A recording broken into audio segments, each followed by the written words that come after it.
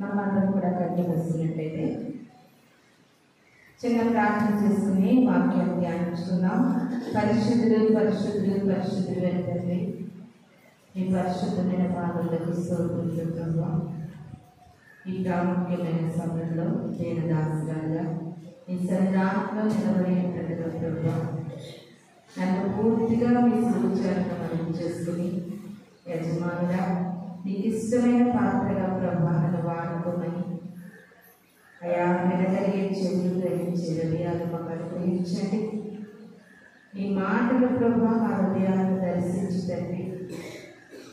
ఈ భయంకరమైనటువంటి ఆఖరి దినాల్లో మేము ఉంటుండగా సిద్ధపాటు గల జీవితాలు కలిగి నీ కొరకు ప్రత్యేక కృపను మాకు దర్శించమని సమస్తాన్ని దయగల అస్సలు అప్పగించుకుంటూ వాళ్ళ రాబోతున్న యేసు పరిశుద్ధ నామములో అడిగి వేడికి ప్రార్థిస్తున్నాను తండ్రి. ఈ చక్కటి సమయం ఇచ్చినటువంటి దేవాలయానికి వందనాలు. కూడి వచ్చిన మీ అందరినీ కూడా వందనాలు చెల్లిస్తున్నాను. వాక్య భాగాన్ని చదువుకుందాము. ఇర్మియా గ్రంథము 2వ అధ్యాయము 22వ వచనాన్ని చదువుకున్నామండి.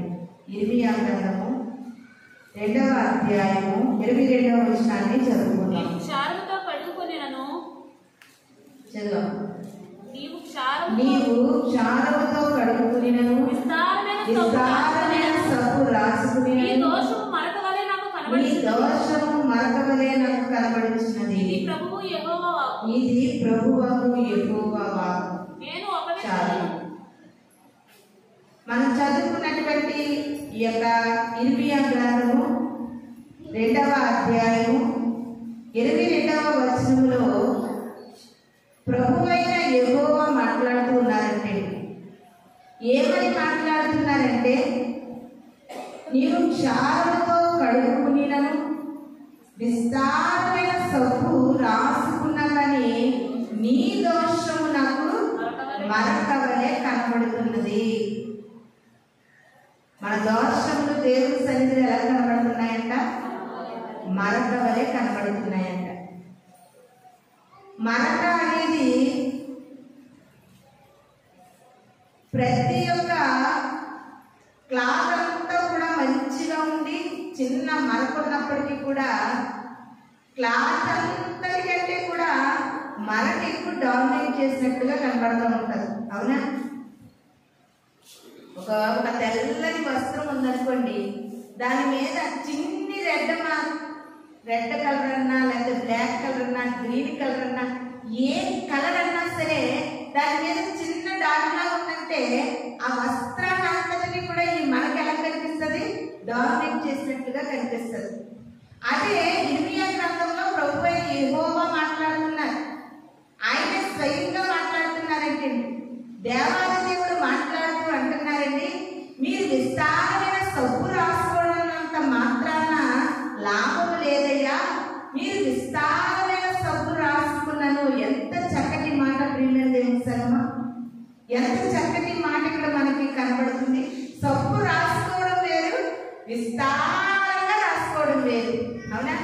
మనం అందరం కూడా మరి స్నానం చేసేటప్పుడు సబ్బు రాసుకుని ప్రతి ఒక్కరు స్నానం చేస్తారు. అది కాదు ఇక్కడ మాట్లాడుతున్న వాక్యం. ఆ సబ్బు ఒకే సబ్బుని అరిగిపోయేలాగా ఒక్కసారిగా రాసుకుంటే దాన్ని ఏమంటామంటే విస్తారమైన సబ్బు రాసుకోవడము అంటామన్నమాట. అలాగే నువ్వు ఎంత విస్తారమైన సబ్బు రాసుకుని స్నానం చేస్తున్నావో నాకు తెలియదు, కానీ నువ్వు ఎంత విస్తారమైన సబ్బు రాసుకుని నువ్వు దేవుని సన్నిధికి వచ్చావో నాకు తెలియదు, కానీ ఎంత చాలా మంది ఏం చేస్తారంటే కొంతమంది దగ్గర సోపు స్మెల్ వచ్చేటట్టుగా రాసుకున్న వారు కూడా ఉంటారు. రాసుకున్న చోట రాసుకున్న సబ్బే 10 సార్లు రాసుకుని స్నానం చేసేవారు కూడా ఉంటారు.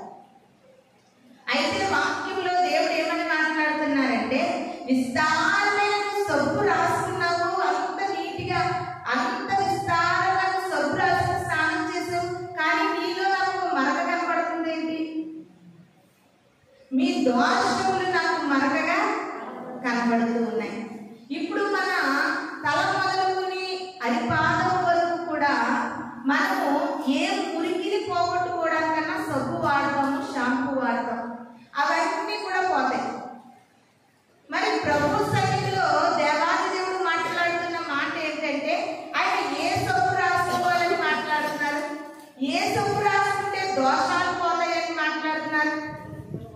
మనం బాగా ఆలోచిద్దాం.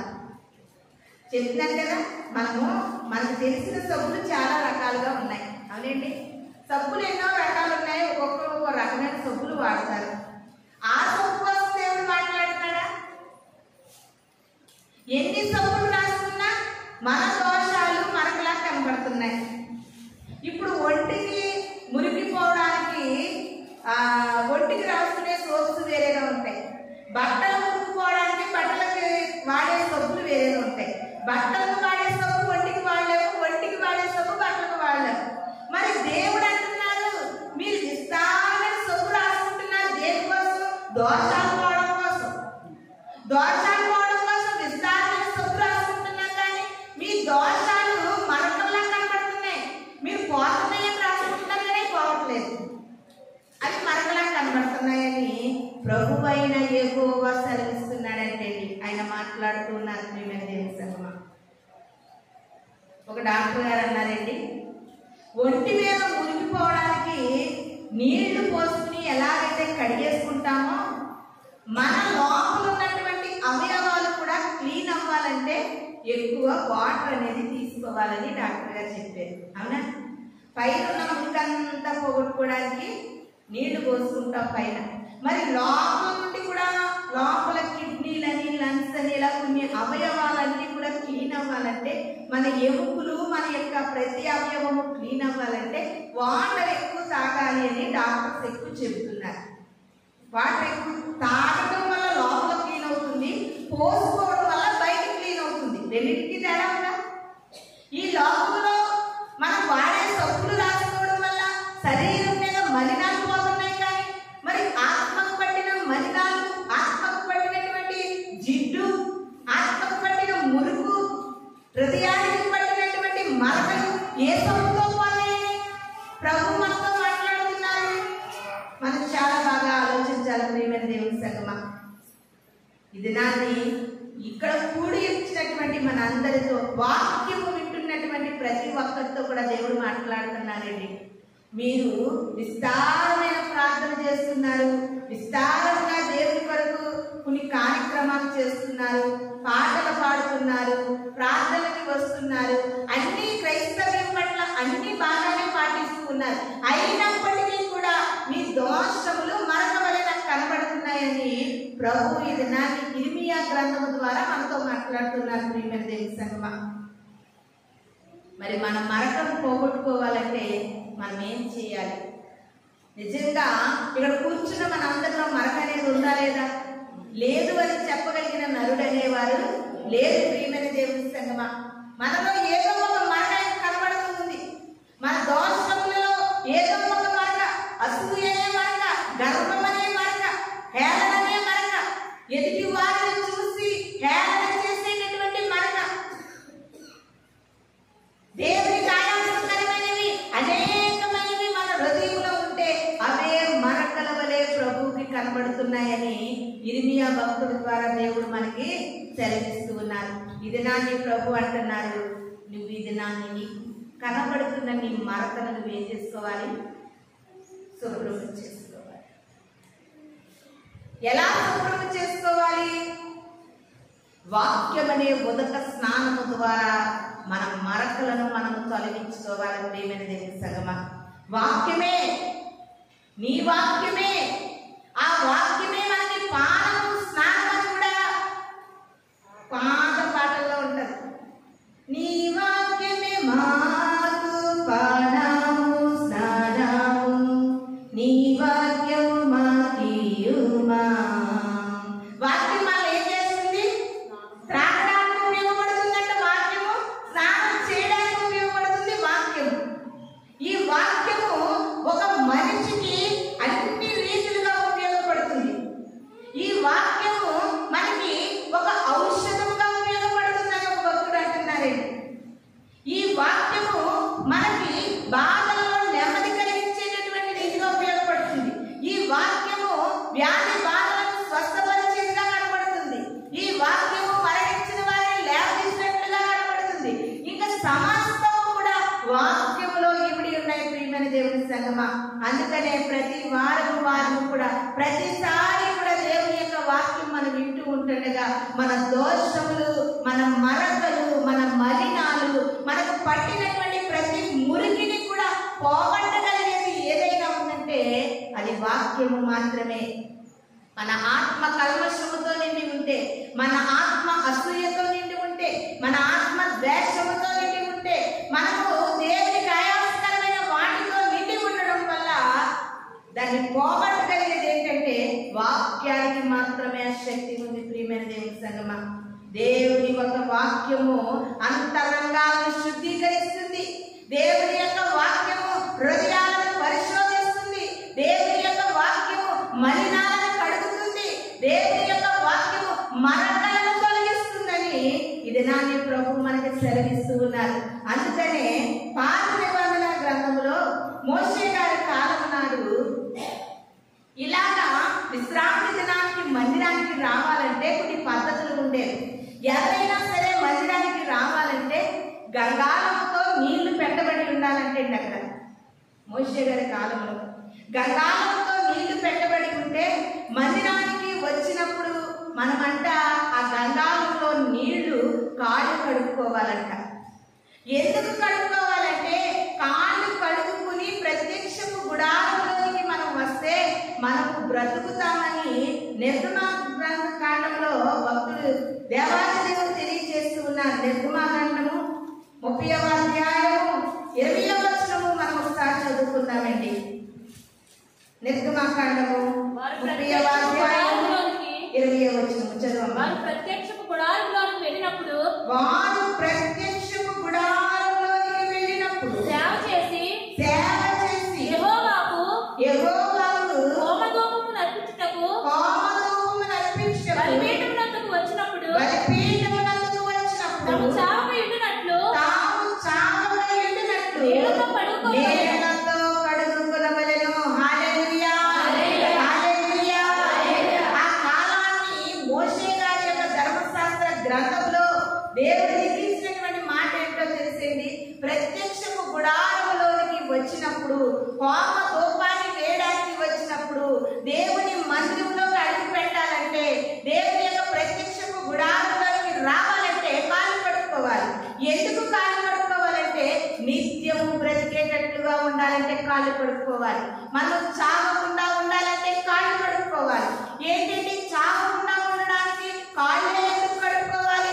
కాళ్ళు కడుక్కుంటే బ్రతుకుతామా అని మనం అనుకోవచ్చు. ప్రియమైన దేవుని సంగమా, ఒకవేళ ఆ కాలంలో యేసుక్రీస్తు ప్రభు ఇంకా రాలేదు, తన యొక్క జీవితాన్ని మనకు సమర్పించలేదు, తన రక్తాన్ని మన కొరకు దారిపోయలేదు, ప్రాణం పెట్టలేదు, తిరిగి లేవలేదు. అయినప్పటికీ కూడా మనం నిత్యము బ్రతికి ఉండాలంటే కాళ్ళు కడుక్కోవాలని మోషే ధర్మశాస్త్ర గ్రంథం మనకు తెలియజేస్తూ ఉంది. ఈ దినాన్ని మరి మనం కాళ్ళు కడుక్కోవాలంటే దానికి అర్థం ఏంటి? ప్రియమైన దేవుని సంగమా, మనము దేవుని మందిరానికి వస్తున్నామంటే, మందిరానికి వచ్చి వెళ్ళిపోతున్నామంటే మనం ఎందుకు కాళ్ళు కడుక్కోవాలి? మనం ఎందుకు కాళ్ళు కడుక్కోవాలి? ప్రియమైన దేవుని సంగమా, ప్రతి మనిషి కూడా ప్రియమైన దేవుని సంగమా కాళ్ళ ద్వారా చాలా దేవునికి ఆయాసకరమైన మార్గాలను మనము వెళుతూ ఉంటాం, సంచరిస్తూ ఉంటాం, నడుస్తూ ఉంటాం.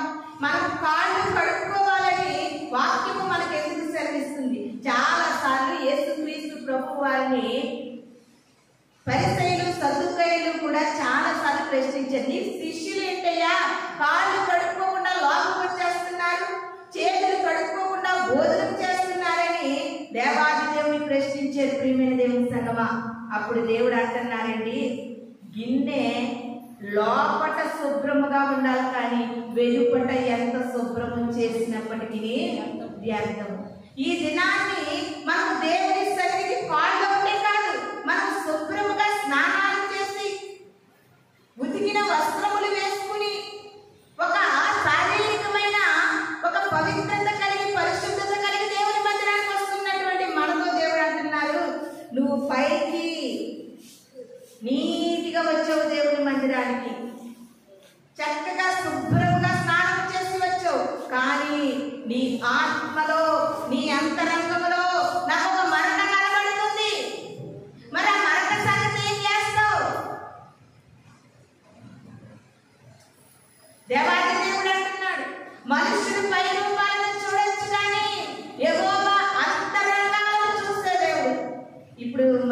వచ్చిన మీరు అందరూ నాకు కనబడుతున్నారు. నేను అనుకుంటాను ఈరోజు ఫలానా వారి మందిరానికి వచ్చారని నేను ముఖాలు చూసి చెప్పగలుగుతాను.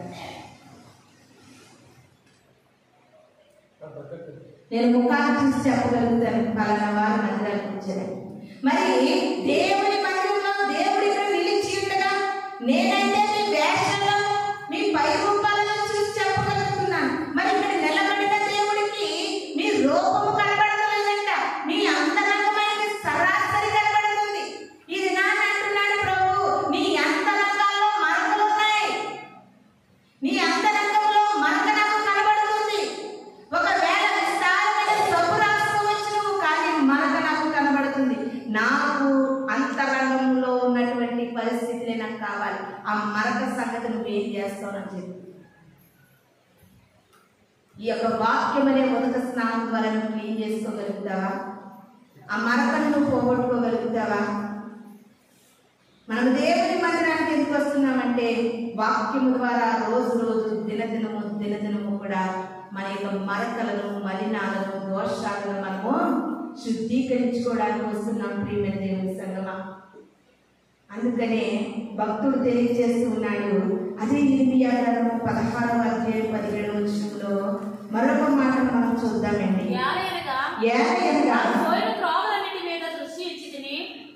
వారు పోయిన త్రోవలన్నిటి మీద దృష్టి ఇచ్చితిని, ఏదియు నా కన్నులకు మరుగు కాలేదు. వారి దోషము నాకు మరుగై ఉండదు. వారు తమ హేయ దేవతలకు తేలావారుల చేత నా దేశమును అపవిత్రపరిచి ఉన్నారు. పోయిన త్రోవలన్నిటి మీద దృష్టి ఉంచింది. ఏది నా కన్నులకు మరుగు కాలేదు, వారి దోషము నాకు మరుగై ఉండదు. మనం చదువుకున్నటువంటి 2వ అధ్యాయం 2వ వచనంలో మీ దోషములు నాకు మరక వలె కనబడుతున్నాయని ప్రభు అన్నారు. ఎక్కడ ఎలా మాట్లాడుతున్నారంటే నువ్వు ఏ స్థలాలకు వెళ్తున్నావో నేను అన్ని నీ వైపు చూస్తున్నాను, నేను దృష్టి పెట్టి చూస్తున్నాను. నువ్వు ఎక్కడెక్కడికి వెళుతున్నావో నీ త్రోవలన్నింటినీ కూడా నేను దృష్టి చూస్తూ ఉన్నాను. నువ్వు ఎక్కడికి వెళుతున్నావో నాకు తెలుసు. ఏది కూడా నాకు మరుగై ఉండలేదు. కాబట్టి నీ దోషములో ఏది కూడా నాకు మరుగై ఉండలేదు. ఎంత చక్కటి మాట ప్రియమైన దేవుని సంగమా. ఇది నా వాక్యం నీతో మాట్లాడుతూ ఉంటుండగా నువ్వు ఏ త్రోవలుగా వెళుతున్నావో స్క్రీన్ నీకు వేసేస్తున్నాడు దేవుడు. నువ్వు ఏ స్థలాలకు వెళుతున్నావో ఆయనకు మరుగైనది ఏది కూడా లేదు ప్రియమైన దేవుని సంగమా. మనం పిండముగా ఉన్నప్పుడే ప్రజలెవ్వరు, తల్లి తండ్రి కూడా మనల్ని చూడలేదంటే పిండమునై మనం ఉండగా ఆయన కన్నులు మనలను చూసినప్పుడు, పిండాన్ని చూసినటువంటి కన్నులు మనము ఏ మార్గాల్లో వెళుతున్నాం, ఏ త్రోవల్లో వెళుతున్నాం, ఏ తప్పుడు మార్గంలో వెళుతున్నాం, ఏ పాపపు మార్గంలో వెళుతున్నాం, ఏ దురాలోచన మార్గంలో వెళుతున్నాం, ఏ దోషాల మార్గం గుండా వెళుతున్నాము, ఆయనకు మరుగైనది ఏది లేదు ప్రియమైన దేవుని సంగమా. కానీ ఏదైనా ప్రభు నన్ను కోరుకుంటున్నది ఒకటే, నీ మరకలను పోగొట్టుకోవాలి. మరకలు కనుక ఉంటే నువ్వు దేవుని రాజ్యానికి చేరలేవు ప్రియమైన దేవుని. కాబట్టి ఇది నన్ను ప్రభు అంటున్నాను. మోషే ధర్మశాస్త్ర గ్రంథ ప్రకారంగా నువ్వు కాళ్ళు కడుక్కుంటే నువ్వు చావకుండా ఉంటావు. ఇది నన్ను మరక కడుక్కోగలిగితే, నీ మరకను తీసివేయగలిగితే, నీ మరకలను శుద్ధీకరించుకోగలిగితే, నీ మరకలను పోగొట్టుకోగలిగితే నువ్వు యుగాలు జీవిస్తావు. నీకు చావు లేదు. శరీరానికి చావు ఉందేమో కానీ ఆత్మలో దేవుని సన్నిధిలో యుగాలు మనం జీవిస్తామండి. యుగాలు అంతము లేని జీవితము, ముగింపు లేని జీవితము. ఎంత గొప్ప జీవితాన్ని దేవుడు మన కొరకు సిద్ధము చేసి ఉన్నారు ప్రియమైన దేవుని సంగమా. నువ్వు మరక కనుక కడుక్కోగలిగితే తప్పనిసరిగా నిత్యము మనము బ్రతుకుతామని ఇది నా దేవుని వాక్యము మనకి సెలవిస్తుంది. ఒక మాట చదువుకుందాం. మలాకి గ్రంథము 3వ అధ్యాయము 2వ వచనము. మలాకి గ్రంథము 3వ అధ్యాయము 2వ వచనం. అయితే ఆయన వచ్చు దినము ఎవరు సహింపగలరు? ఆయన అగుపడగా ఎవరు ఓర్వగలరు? ఆయన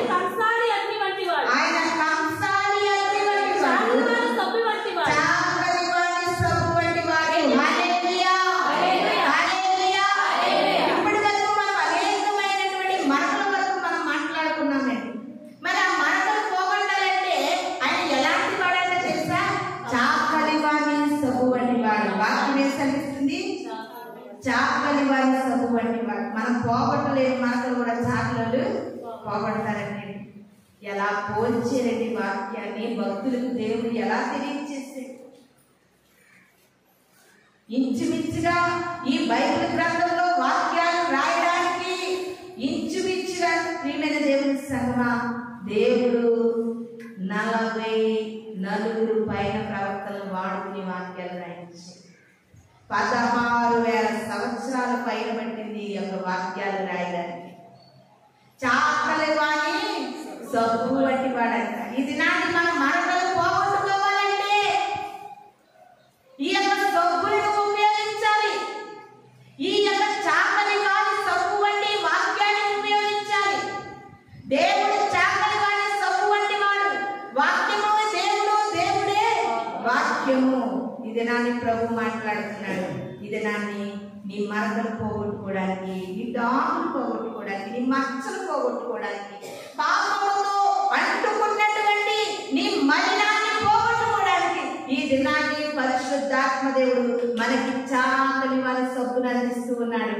నువ్వు నిజముగా ఇష్టముతో ఆ సబ్బుని నువ్వు అంగీకరించగలిగితే నీ మరకలు పోతాయి. ప్రియమైన దేవుని సంగమా, నీ పాపపు మరకలు పోయి ప్రభు యొక్క దృష్టికి, ఆయన కనులకు, ఆయనకు నువ్వు ఎలా కనబడతావంటే మచ్చలేని దానిగా కనబడతావు, మరకలేని బిడ్డగా కనబడతావు.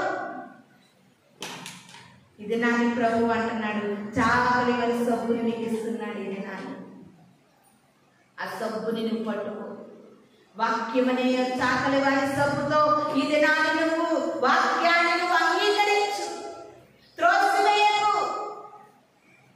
వాక్యాన్ని నువ్వు పట్టుకో ప్రియమైన దేవుని సంగమా. ఎందుకంటే కడవరి దినాలలో మనం ఉన్నాం. భయంకరమైనటువంటి ప్రకృతి వైఫల్యాలను మనం చూస్తున్నామండి. నిజముగా నాకు అనిపిస్తుంది, ఎవరికి వారు డిసైడ్ అయిపోవాలి. మనకి జీవితాలు చాలా తక్కువ ఉన్నాయి. ఏ క్షణమో ఏ నిమిషమో కూడా మనకు తెలియదు. ఎంత మట్టుకు మనం డిసైడ్మెంట్ అయ్యి బ్రతుకుతాము. దేవుని కొరకు మరకలు పోగొట్టుకుని, మచ్చలు పోగొట్టుకుని, డాగులు పోగొట్టుకుని, ముడతలు పోగొట్టుకున్న బిడ్డలుగా మనం ఉంటాము. తప్పనిసరిగా రారాజు యేసుతో మనం ఎత్తబడతామండి. రవికోటి తేజుడైన దేవునితో మనం ఎత్తబడతాం ప్రియమైన దేవుని సంగమా.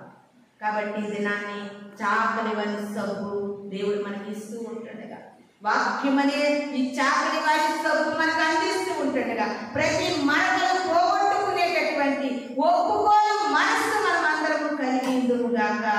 హల్లెలూయా, హల్లెలూయా.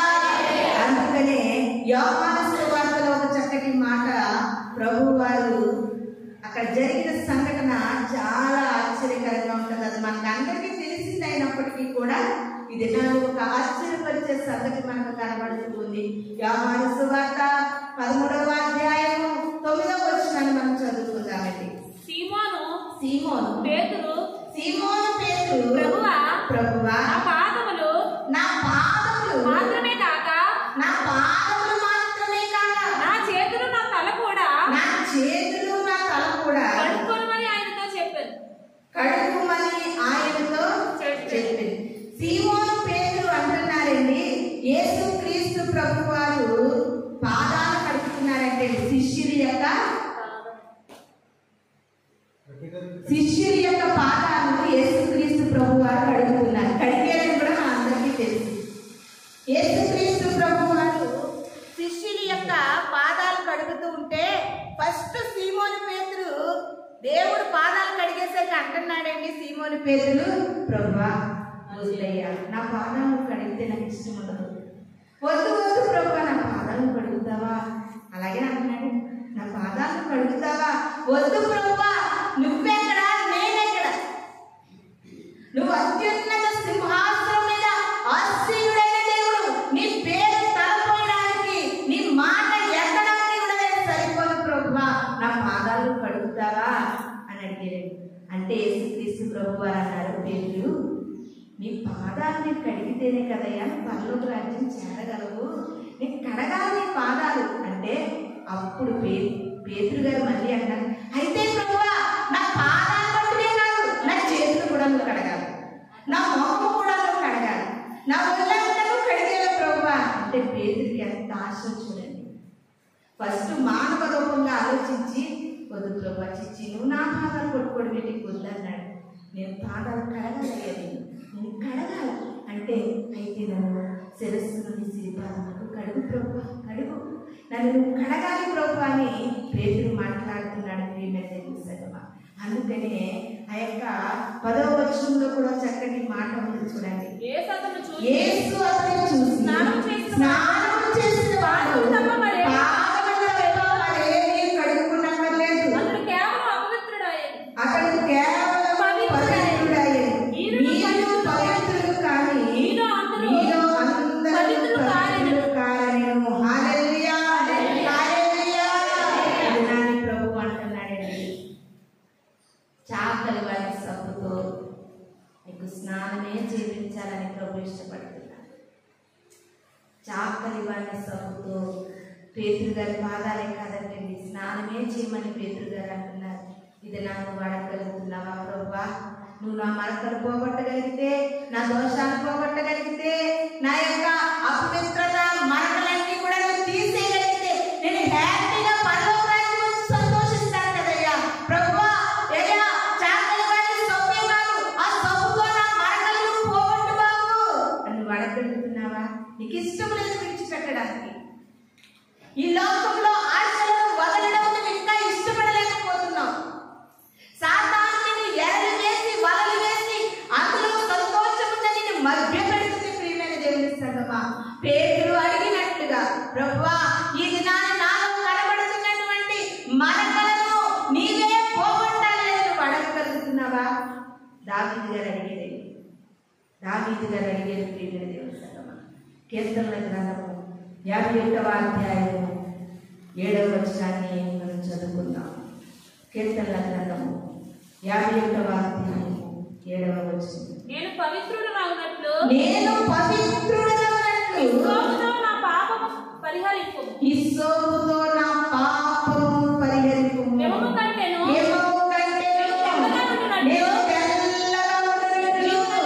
నీవు నన్ను కడుగుము. హల్లెలూయా, హల్లెలూయా.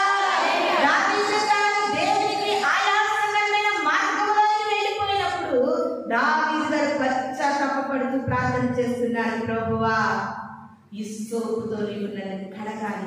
నువ్వు నన్ను కడగకపోతే నాలో అపవిత్రత పోదయ్యా. నీవు నన్ను కడగకపోతే మరక నాలో నుండి తొలగిపోదు.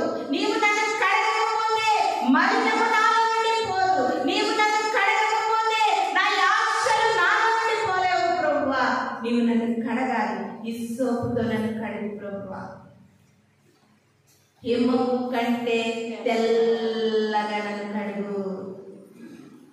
ఎందుకంటే తెల్లగా ఎందుకు కడగాలంటే, తెల్లగా కడిగినప్పటికీ చిన్ని మచ్చ నీలో కనిపించినా నువ్వు దేవుని రాజ్యానికి చేరలేవు. ప్రియమైన దేవుని సంగమా,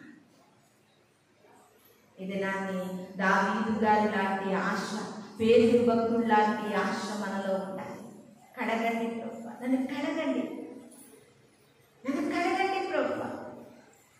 ఏదైనా మనము నడిచి వెళ్తూ ఉన్నప్పుడు మార్గ మధ్యలో మనకి అసహ్యము కలిగించేది ఏదైనా మన జోడు కట్టుకుంటేనే నువ్వు సహించలేకపోతున్నావు, మన కాలు కట్టుకుంటేనే నువ్వు సహించలేకపోతున్నావు. కానీ నీ ఒళ్ళంతా కూడా దేవునికి ఇష్టం లేని మరకలుంటే ఆయన నిన్ను ఎలా సహించగలడు? ప్రియమైన దేవుని సంగమా, ఒక మనిషిగా మానవులముగా మనమే సహించలేకపోతున్నామే, ఆయన ఎలా సహిస్తాడు?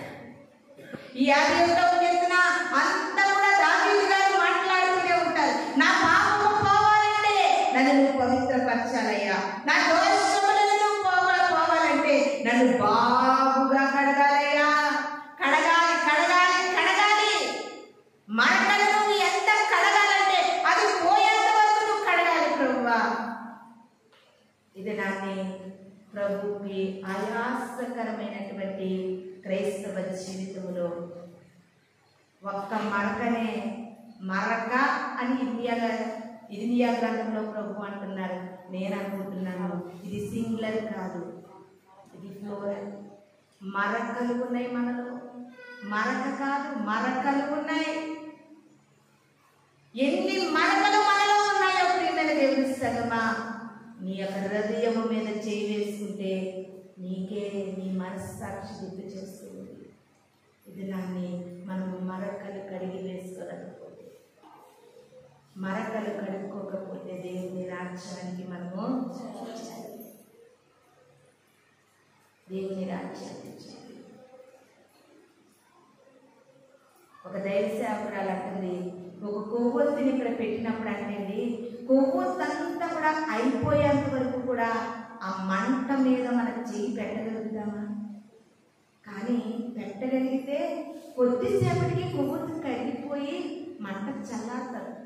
కానీ నరకం అనేది కొద్దిసేపటికి కాదు, కొన్ని సంవత్సరాలు కాదు, కొన్ని నెలలు కాదు, యుగాలు మండుతూ మండుతూ మండుతూ అయ్యో కాలిపోతుందని బయటకు రావడానికి లేదే, అయ్యో తట్టుకోలేకపోతున్నానని పక్కకు పోవడానికి లేదే, అయ్యో భరించలేకపోతున్నానని ఉపశమనంగా కొంతసేపు కూడా సేద తీర్చుకోవడానికి లేని భయంకరమైన అగ్నిగుండం ఉంది ప్రియమైన దేవుని సంగమా.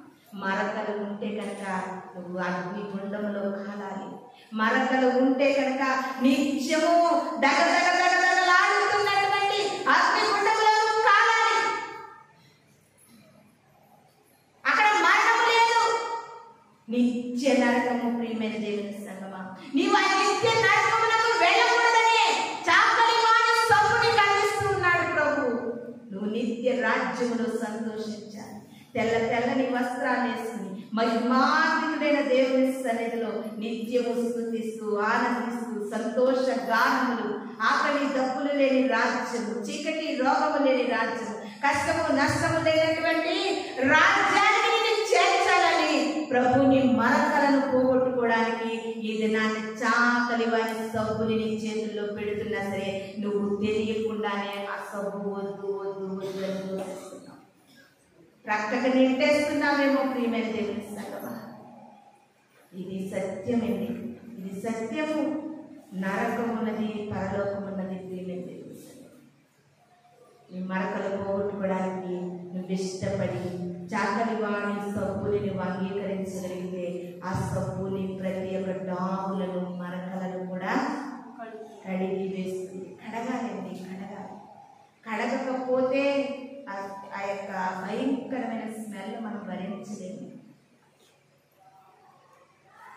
ఇది నాని ప్రభు నిన్ను కడగాలని ఆశపడుతున్నాను. ప్రభు నిన్ను కడగాలని ఆశపడుతున్నాను అని ఎప్పుడో తన రక్తంలో నిన్ను కడగాలని మన కొరకు రక్తదానం చిందించే ప్రియమైన దేవుని సంగమా. ఇది నాని ఏ మనకులు నీలో ఉన్నాయో నేను నువ్వు పరిశీలించుకోవాలని ప్రభు వాక్యము మనకు తెలియజేస్తుంది. కీర్తనల గ్రంథము 130వ అధ్యాయము 3వ వచనాన్ని చదువుకుందామండి. కీర్తనల గ్రంథము 130వ అధ్యాయము. యెహోవా నీవు దోషములను కనిపెట్టి చూసిన యెడల ప్రభువా ఎవడు నిలవగలడు? అయినను ప్రభువా నువ్వు దోషాలు కనిపెట్టి చూస్తే ఎవడు నిలవగలడు? అలాగే నువ్వు కనిపెట్టి చూడకపోయినా నా దోషాలు నీకు మరక వలె కనబడుతూ ఉన్నాయి. దీని సంగతి ఏంటి ప్రభు అంటే దేవుడు మనకి ఇచ్చే జవాబు ఏంటో తెలుసా? యాడ్ చేస్తూ ఉంటారు చూడండి, టీవీలో అది యాడ్ చేస్తూ ఉంటారు. మరక మంచిదేనట, ఎందుకంటే పోగొట్టుకునే సొప్పు ఉంది కాబట్టి. ఇది దాన్ని ఏ మరకలతో మనం ఉన్నాము, చాకలి వల్ల సొప్పు మనకు అందిస్తుంది కనుక ఆయన కనిపెట్టి చూడగలిగితే ఎవరు నిలవగలరు? ఒక్కసారి నీ దోషాలు నీ మరకలను నిదానికి చూస్తే ఇది నాకు భూమి మీద ఉండగలిగే వ్యక్తి కాదు. ఎన్నో మరణాపాయాలు, ఎన్నో మరణపు అంచులు, ఎన్నో మరణ ఛాయలను ఎందుకు దాటిస్తున్నాడో తెలుసా? ఆయన నిన్ను శాశ్వత ప్రేమతో ప్రేమిస్తున్నాడు. ఆ ప్రేమతోనే ఎలాగో లాగా ఎన్నో విధాలుగా ప్రయత్నించి ఈ సబ్బుని నీకు అందించి నిన్ను నరకములో నుండి తప్పించాలని కాస్త జీవురాలిగా వచ్చేది ప్రియమైన దేవుని సంగమా. ఎంతో మంది ప్రముఖులు చనిపోతున్నారు. నిన్నటికి నిన్న గొప్ప దైవ సేవకుడు, ఆయన ఎలాంటి వారినైనా నోరు ముయించే సేవకుడు చనిపోయాడు. నిన్న పెద్ద వయసేమి కాదైంది, బుర్ర నిండా ఎంత నాలెడ్జ్ ఉంటుందండి, ఎన్ని గ్రంథాలు చదివిన వ్యక్తి అయినా. దేవుడు లేడని చెప్పిన వాళ్ళు కూడా వాక్యము నిరూపించి దేవుడు ఉన్నాడని సవాలు చేసి నిరూపించిన వ్యక్తి అయినా. అటువంటి దైవ సేవకు చనిపోతే ఈరోజు దేవుల్లో నిలకడగా ఉండి సోమవారం నుండి శనివారం కొన్ని ఇష్టానుసారంగా బ్రతుకుతున్నాము. మరి నిన్ను దేవుడు ఎందుకు బ్రతికించాడో తెలుసా? ఆయన అందరినీ ఒకే రీతిగా ప్రేమిస్తున్నాడు. నిజంగా మనుష్యుడి యొక్క పరిస్థితులను చూస్తుంటే ఇక్కడ ఇంతసేపు నిలబడి ఇంత శ్రమపడి చెప్పవలసిన అవసరం లేదనిపిస్తుందేమో. ఎందుకు చెప్పాలి మీకు? ఎందుకు మిమ్మల్ని చెబుతూ మిమ్మల్ని ఎందుకు బ్రతిమలాడాల వాక్యము? ఇది నాన్న ప్రభు ఒకటే నేర్పిస్తూ ఉన్నారు. ఆయన ప్రేమమయుడు, నిన్ను ప్రేమిస్తున్నాడు. ఆ ప్రేమ కొద్దే ఈ వాక్యం అందించడానికి ఎందుకు పనికిరాని దాన్ని నన్ను వాడుకుంటున్నాను. మీకు చెప్పడం వల్ల ఎంత శ్రమ ఖర్చు అవుతుంది, ఎంత ఆరోగ్యం ఖర్చు అవుతుంది, ఎంత పరిస్థితులు అయినప్పటికీ కూడా వాక్యం అంటే శ్రద్ధ లేనటువంటి క్రైస్తవులను చూస్తుంటే చాలా బాధాకరంగా ఉంది. ఎందుకు చెప్పాలండి? ఎందుకు చెప్పాలి? కొందరినైనా అగ్నిలో నుండి లాగినట్లుగా దేవుని రాజ్యానికి సిద్ధపరచాలని, నరకం నుండి తప్పించాలని, భయంకరమైన నరకము యాతన నువ్వు అనుభవించకుండా పరలోక రాజ్యము మార్గములో నిన్ను నిలబెట్టాలని ఒకే ఒక ఆకాంక్షతో ఈ పరిచర్య కొనసాగుతుంది. ప్రియమైన దేవుని సంగమా, చాలా బాధ అనిపిస్తుంది. ఎంతమంది దేవుని రాకడికి మనం సిద్ధపడగలుగుతున్నాం అనేది మనలను మనం ఎంతైనా ప్రశ్నించుకోవాలి. లాస్ట్ ఒక మాట చూద్దాం. యోబు గ్రంథము 9వ అధ్యాయము 30వ వచనం. యోబు గ్రంథము 9వ అధ్యాయము 30వ వచనం. నేను హిమముతో చదవమ్మా. నేను హిమముతో నన్ను కడుగుకొనినను, నేను హిమముతో నన్ను కడుగుకొనినను, సబ్బుతో నా చేతులు కడుగుకొనినను, నీవు నన్ను గోతిలో ముంచెదవు, నీవు నన్ను గోతిలో ఉంచెదవు. హల్లెలూయా, హల్లెలూయా. ప్రియమైన దేవుని సంగమా, నాకు నేనుగా సబ్బుతో నేను ఎంత శుభ్రము చేసుకున్నా, ఎంత కాస్ట్లీ పెర్ఫ్యూమ్స్ వాడినా, ఎంత హై లెవెల్లో నేను బ్రతికినా, ఎంత కాస్ట్లీగా నేను జీవించినా, మనం లాస్ట్కి ఎక్కడి నుంచి పడతామంటే గోతిలో ఉంచబడతాం. యోగు భక్తుడు ఎంత చక్కటి మాట తెలియజేస్తున్నాడు. పాలనది పైన నీవు నడచిన గాని, పట్టు వస్త్రాలే నీవు తొడిగిన గాని, అందనంత సన్నిలో నీవున్నా గాని, అందనము పైన కూర్చున్నా గాని, కన్ను మూయడం ఖాయం, నిన్ను మోయడం ఖాయం, కన్ను మూయడం ఖాయం, నిన్ను మోయడం ఖాయం. ఎంత ఎలాంటి నా చేతులు నా సబ్బుతోనే కడిగేసుకుంటున్నానయ్యా. ఎముక కంటే తెల్లగా ఈ లోకంలో ఉన్న ఎక్కడ లేని సబ్బులన్నీ నేనే వాడేస్తున్నాను. అయినా నన్ను ఎక్కడ ఉంచుతావు తెలుసా? గోతిలో ఉంచుతావు. మరి నేను నిత్యము బ్రతకాలంటే చాకలి వారి సబ్బుతో నా అంతరంగ మరకలు పోగొట్టుకోవాలి. నిత్యము నేను గోతిలో ఉండకుండా నేను పరలోక రాజ్యంలో ఉండాలంటే చాకలి వారి సబ్బు నాకెంతైనా అవసరము. ప్రియమైన దేవుని సంగమా, ఎక్కడ ఉన్నాయి నీ మరకలు? ఇది నాన్న ఉన్నాయా లేదా? మనకు మరకలు ఉన్నాయి కాబట్టి పరిశుద్ధాత్ముడు మనలను మరీ తగ్గి లేచుతూ ఉన్నాడు. కనుక ఇది నాన్న వాక్యం ఆలోచిస్తున్నటువంటి మన జీవితాలలో చాకలి వారి సబ్బు వంటి వాక్యం ద్వారా మన అంతరింద్రియంలో కలిగి ఉన్నటువంటి ప్రతి మరకలను, డాములను కూడా మనం కడిగి వేసుకునేటటువంటి ఆత్మీయ జీవితాన్ని కలిగి ఉండాలి. మనం చదువుకున్నటువంటి కీర్తన గ్రంథంలో కూడా చక్కటి మాట ఉందండి. 26వ కీర్తన మనము చదువుకున్నాము. ఆ కీర్తనల గ్రంథంలో యెహోవాను పరిశీలించుము, ఆ కీర్తనల గ్రంథంలో ఒక చక్కటి మాట మనకి కనబడుతూ ఉంది. ప్రియమైన దేవుని సంగమా, దావీదు గారు మాట్లాడుతున్నారు, దుష్టులతో నేను సాంగత్యం చేయను, భక్తిహీనులతో నేను సాంగత్యం చేయను, దుష్టులతో మాట్లాడడం నాకు అసహ్యము, నిర్దోషినని చెప్పి నా చేతులు నేను కడుక్కుంటాను అంటున్నారండి దావీదు గారు. హల్లెలూయా, హల్లెలూయా. నిజముగా ఈ దినాన్ని స్నేహము స్నేహితులు ఈ స్నేహం అనేది ఎలా ఏర్పడుతుందంటే ఒక మద్యపానం దగ్గర స్నేహితులే, ఒక జూదగాడి దగ్గర స్నేహితులు, ఒక పాపపు మాటలు మాట్లాడుకోవడానికి స్నేహితులు, ఒక పాపపు క్రియలు ప్రోత్సహించుకోవడానికి స్నేహితులు. ప్రియమైనది, అలాంటి స్నేహమును నమ్మొద్దు. దుష్టులతో నేను సాంగత్యమే చేయను, భక్తిహీనులతో నేను కలిసి మాట్లాడను, దేవునికి ఆయాసకరమైన మార్గాల్లో నడిచే వారితో నేను ఉండను అని దావీదు ఒక నిబంధన చేసుకుని చేతులు కడుక్కుంటున్నాడంటే, ఇదే చేతులు కడుక్కోవడము పిలాతు కూడా మనకు తెలియజేస్తున్నారు. పిలాతు భార్య వచ్చి నిర్దోషివైన ఆయనకు శిక్షణ విధిస్తే దేవుడిని శిక్షిస్తాడంటే, పిలాతు తన భార్య మాట విని ఆ దోషము పిలాతు మీదకి రాకుండా చేతులు కడిగేసుకున్నాడు.